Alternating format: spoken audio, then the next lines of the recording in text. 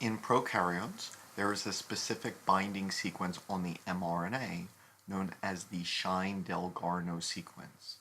It consists of an adenine, guanine, guanine, adenine, guanine, guanine. No such sequence exists in eukaryotes.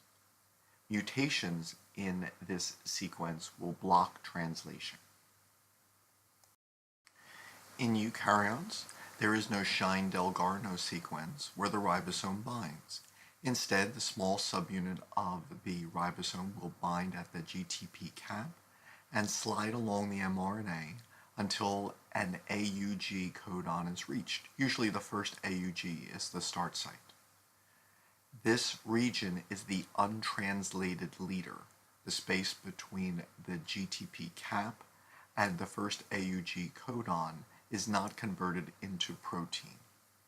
Other sequences in this area also help. So there are optimal sequences which will increase translation efficiency by a maximum of 10 times. AUG is almost always the start codon, although there are some exceptions in bacteria where GUG or UUG are used.